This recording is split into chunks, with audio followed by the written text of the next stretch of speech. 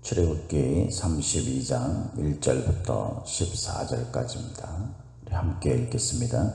백성이 모세가 산에서 내려오니 더딤을 보고 모여 백성이 아론에게 이르러 말하되 일어나라, 우리를 위하여 우리를 인도할 신을 만들라. 이 모세 곧 우리를 애굽 땅에서 인도하여 낸 사람은 어찌 되었는지 알지 못함이니라. 아론이 그들에게 이르되 너희의 아내와 자녀의 귀에서 금고리를 빼어 내게로 가져오라. 모든 백성이 그 귀에서 금고리를 빼어 아론에게로 가져가매 아론이 그들의 손에서 금고리를 받아서 부어서 조각칼로 새겨 송아지 형상을 만드니 그들이 말하되 이스라엘아, 이는 너희를 애굽 땅에서 인도하여 낸 너희의 신이로다 하는지라. 아론이 보고 그 앞에 제단을 쌓고 이에 아론이 공포하여 이르되 내일은 여호와의 절이니라 하니 이튿날에 그들이 일찍이 일어나 번제를 드리며 화목제를 드리고 백성이 앉아서 먹고 마시며 일어나서 뛰놀더라. 여호와께서 모세에게 이르시되 너는 가라, 네가 애굽 땅에서 인도하여 낸 네 백성이 부패하였도다. 그들이 내가 그들에게 명령한 길을 속히 떠나 자기를 위하여 송아지를 부어 만들고 그것을 예배하며 그것에게 제물을 드리며 말하기를 이스라엘아, 이는 너희를 애굽 땅에서 인도하여 낸 너희 신이라 하였도다. 여호와께서 또 모세에게 이르시되 내가 이 백성을 보니 목이 뻣뻣한 백성이로다. 그런즉 내가 하는 대로 두라. 내가 그들에게 진노하여 그들을 진멸하고 너를 큰 나라가 되게 하리라. 모세가 그의 하나님 여호와께 구하여 이르되 여호와여, 어찌하여 그 큰 권능과 강한 손으로 애굽 땅에서 인도하여 내신 주의 백성에게 진노하시나이까? 어찌하여 애굽 사람들이 이르기를 여호와가 자기의 백성을 산에서 죽이고 지면에서 진멸하는 악한 의도로 인도해 내었다고 말하게 하시려 하나이까? 주의 명렬한 노를 그치시고 주 뜻을 돌이키사 주의 백성에게 이 화를 내리지 마옵소서. 주의 종 아브라함과 이삭과 이스라엘을 기억하소서.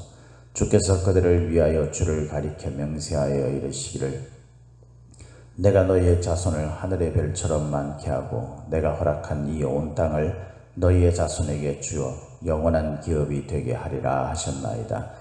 여호와께서 뜻을 돌이키사 말씀하신 화를 그 백성에게 내리지 아니하시니라. 아멘. 새로운 한 주가 시작됐습니다. 저와 여러분에게 하나님이 함께 하시는 충만하신 은혜가 오늘도 또 이 한 주간도 내내 계속되기를 예수님의 이름으로 축복합니다. 오늘 우리가 읽은 이 말씀을 가지고 우리가 믿는 하나님이라는 제목으로 함께 말씀을 나누도록 하겠습니다. 우리가 믿는 하나님. 믿음은 성도라고 자처하는 사람들은 다 가지고 있다고 말하죠. 때로는 흔들릴 때도 있습니다. 그죠? 믿음이 희미해지고 그럴 때 내가 진짜 믿음이 있는지 잘 모르겠다 이렇게 말하는 사람들도 있죠. 우리들도 한 번씩 그런 생각이 들 때가 있지 않습니까? 믿음이 연약해지고 그러면은 이제 내가 진짜 하나님을 믿고는 있나 이런 생각이 들기도 합니다.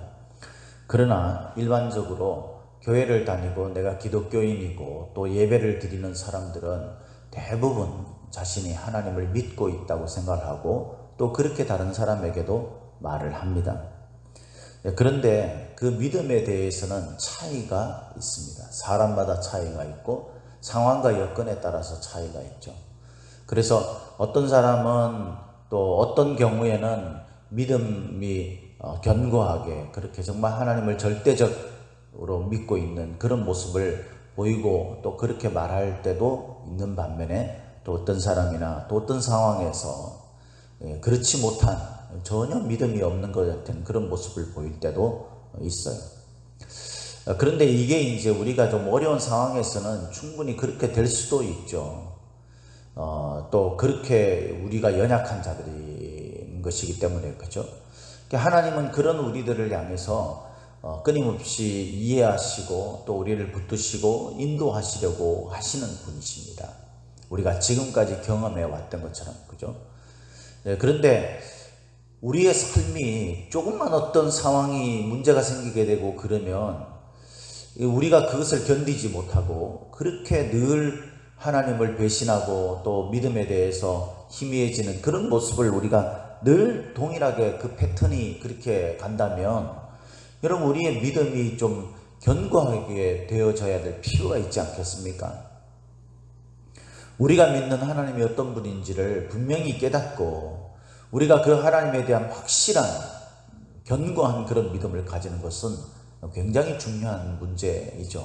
우리가 매사를 어떤 상황을 맞이하든지 하나님을 믿는 신앙으로 우리가 관점을 바라보고 또 그 문제를 해결하고 결과를 얻기 때문에 그렇습니다. 그래서 오늘 우리가 읽은 이 말씀을 가지고 이 부분을 한번 생각해 보자는 거예요. 내가 믿는 하나님. 오늘 본문 말씀에는 백성들이 믿는 하나님과 모세가 믿는 하나님이 좀 다름을 알 수 있습니다. 그죠? 백성들은 지금 이제 모세가 그 시내산에 올라가 가지고 이제 하나님의 율법을 받으려고 지금 하고 있는 상황 속에 있잖아요. 그러니까 이제 이 율법을 새긴 그런 십계명을 새긴 돌판을 이제 받는 그런 그 과정 속에 있죠. 여기에서 이제 받아온 돌판을 이제 분노하면서 깨뜨리는 바람에 또 두 번째 돌판을 받지 않습니까?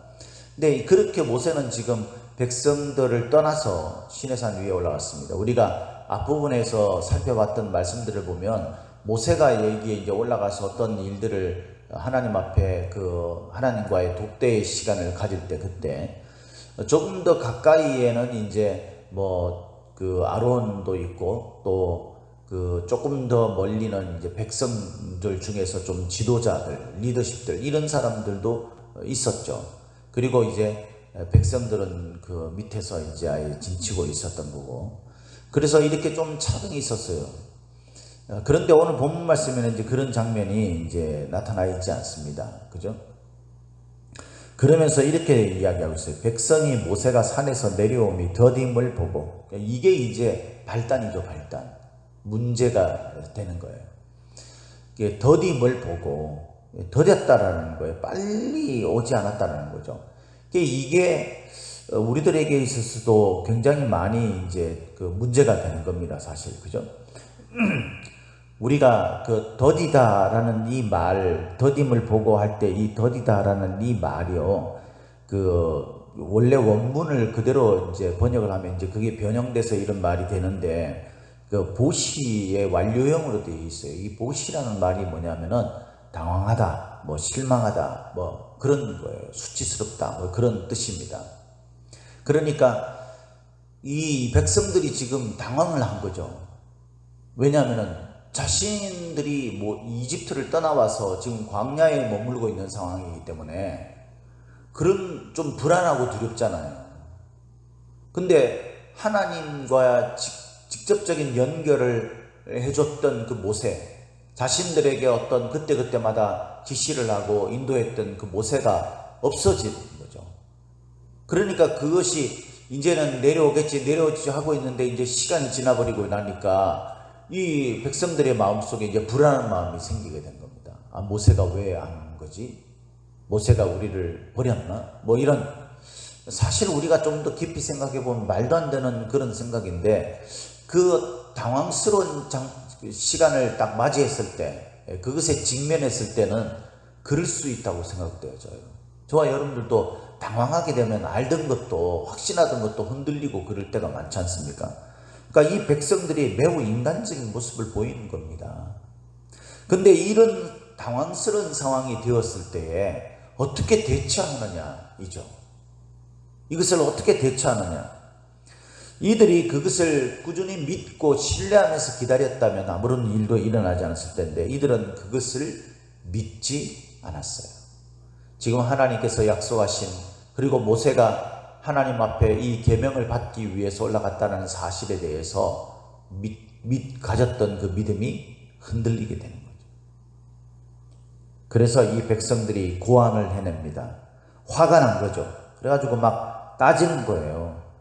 아론한테. 아론은 있으니까 우리를 인도할 신을 어디 있느냐 도대체. 그러면서 이 모세에 관해서 이야기하는 거 들어보세요. 1절 끝부분에 보니까 우리를 애굽 땅에서 인도하여 낸 사람은 어찌 되었는지 알지 못합니다.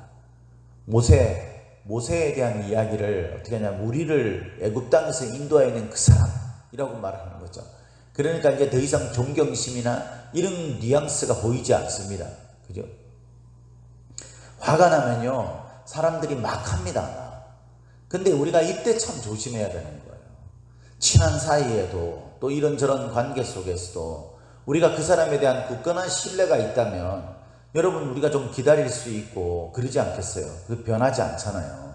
그런데 그런 신뢰의 관계가 흔들리고 약하면 이런 당황스러운 상황에 직면했을 때는요, 즉각적으로 의심과 불평과 이런 것들이 일어나게 되는 거예요.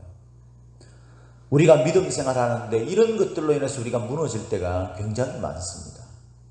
우리가 정말 하나님을 올바르게 믿고 있다면, 우리가 믿는 하나님이 누군지를 우리가 분명히 알고 있다면 여러분 우리가 기다릴 줄 알아야 되는 거예요.